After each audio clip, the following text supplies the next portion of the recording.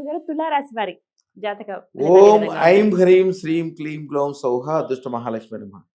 తులారాశి వారమ్మ, తులారాశి అంటేనే ఎవరికైనా ఉత్సాహం పుట్టాలి. ఎందుకంటే వ్యాపారం కానీ, వ్యవహారం కానీ, తెలివి కానీ, బుద్ధి కానీ, ఎంత పెద్ద పనైనా సింపుల్ గా చేయగలిగే శక్తి వీళ్ళకే ఉంటుంది.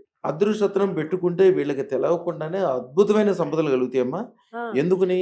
వీళ్ళకి రాశ్యాధిపతి శుక్రుడు. ఈ సంవత్సరం పాటించాల్సింది ఏంటంటే తంత్రము, కిలోంబావు బియ్య పిండి తీసుకోవాలి. ఆ బియ్య పిండి మీద 6 రూపాయి బిళ్ళలు పెట్టాలి. రూపాయి బిళ్ళలు పెట్టి దాని మీద దీపం వెలిగించాలి.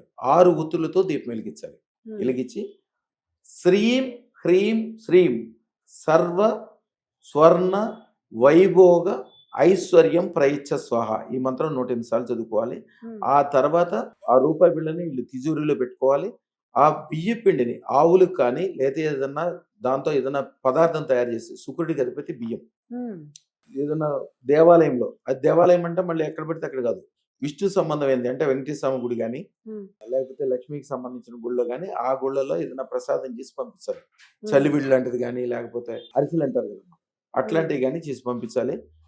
అద్భుతమైన సంపదలు సంపాదించే అవకాశం వీళ్ళకే ఉంది. అదృష్టం కంపల్సరీ పెట్టుకోవాల్సింది. ఏమాత్రం అనుకూలం అంటే ఎట్లాంటి అనుకూలం ఉంటుందంటే వీళ్ళ సంపదలతోటి వీళ్ళ భార్య, పిల్లలు, బంధువులు, వీళ్ళకి సంబంధించిన వాళ్ళు అందరూ బాగుపడతారు. వీళ్ళ సపోర్ట్ చేసిన రాజకీయ నాయకులు నెగ్గుతారు. వీళ్ళు కూడా రాజకీయాల్లో కానీ ఏదైనా పెద్ద విషయాల్లో కానీ ముఖ్యంగా అత్యధిక లాభం సంపాదించే అవకాశం వీళ్ళకి ఉంటుంది.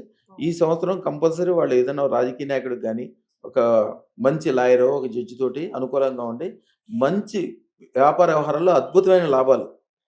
ఏదైనా కోర్టులో ఒక పెద్ద ప్రాపర్టీ ఉంటుంది, దాని ఖరీదు ఎంతో ఉంటుంది, కోర్టులో ఉంది కాబట్టి మీకు చాలా తక్కువకి వస్తుంది. అసలు పెట్టుబడి లేకుండా నేను సరి చేసి ఇస్తానంటే తీసుకోవచ్చు.